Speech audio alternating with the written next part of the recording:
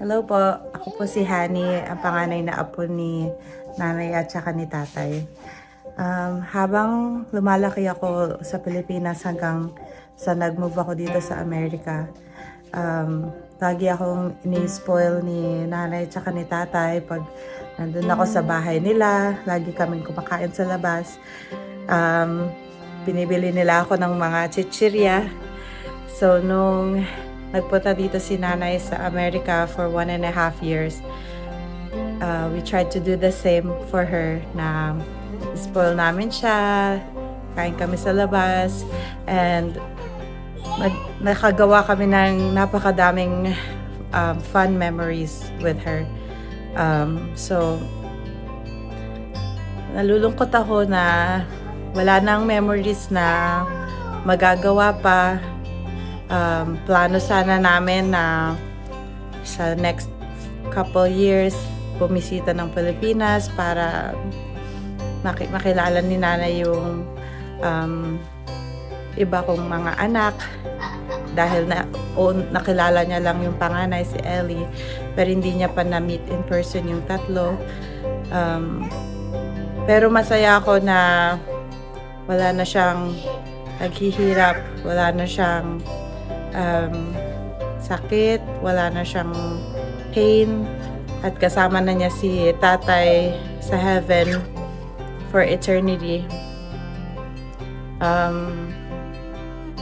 Malungkot para sa atin na naiwan niya dito sa mundong ito, pero masaya para sa kanya dahil nandun na siya sa langit kasama ang Panginoon at kasama ang love of her life. We're gonna miss you, Nanay. We love you. And salamat po sa lahat ng ginawa niyo para sa amin. Hi everyone. Si Charles po ito, and then si Dayanara, yung aking asawa, at si Olivia. So nanay, maraming salamat po sa pagiging napaka-bait, mamahalin, and reliable na lola ka sa amin. Maraming salamat na kahit nung bata pa kami, talaga nandyan ka para sa amin. Nandyan ka para sa nandyan ka lagi, nagbabantay sa amin, nagga-guide, and then talagang punong-puno ng pag-ibig. So, nanay, thank you sa buhay mo. Thank you for influencing yung buhay namin. And nanay, may isa kaming sasabihin para sa'yo. Here you go. Mahal na mahal kita. Hello po sa inyong lahat. Ako po si Ken. Ako'y isa sa mga apo ni nanay. Hi tita. Hi ma. Hi dad. Ngayon sama-sama tayo dito para i-celebrate si nanay at yung lahat ng mga ginawa niya para sa amin, para sa ating lahat.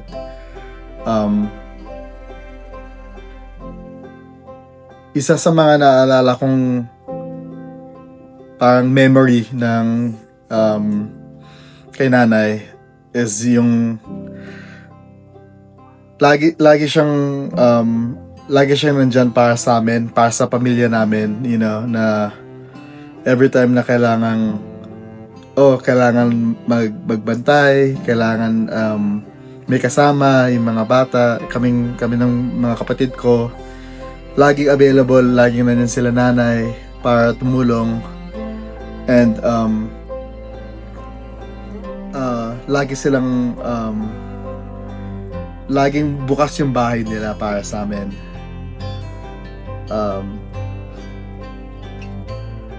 Lagi silang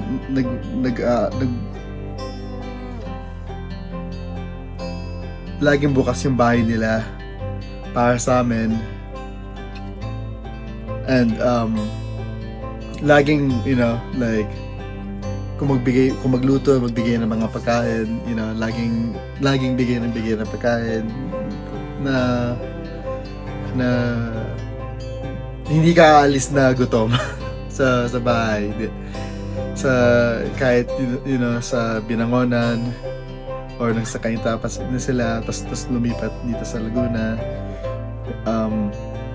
Laging ganun si nanay. Tas yung isa pa na one of the memories na naalala ko, being with them, kasama nila nanay, kasama nila tita, laging may excited ako lagi na kailan nanay kasi alam kong pupunta sa mall. Punta sa yung pangalan ng sa Santa Lucia or sa Robinsons. I think iba na yung pangalan ngayon eh. Pero nung syempre nandun pa kami, laging magmo-mall, kahit walang bibilin, kahit nandun lang, para lang maglakad-lakad or kahit walang pera, laging bibili ng chichirya pag uwi. So excited kami lahat, kami nila ate, kami nila kuya.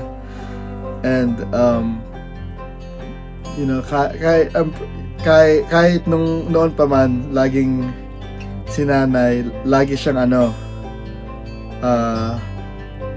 malakas. Maybe not physically, yung si nanay laging nagsho-show yung attitude niya, lagi siyang positive na talagang magbe-bleed in sa'yo, you will feel it na kapag kasama mo si nanay. Even though na hindi siya nagstay sa amin ng galong katagal, yung lahat ng mga tao na na-meet niya dito sa Amerika, sa church namin, alalang-alala siya, na talagang kilala siya. And they all miss her, as much as we all miss her as well.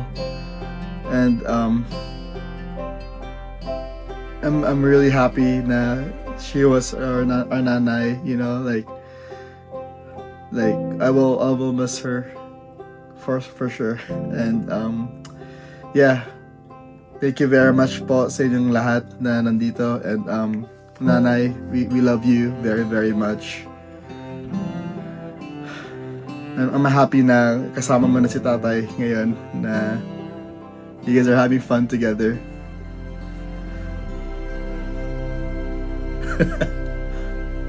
Salamat po ulit. Thank you po.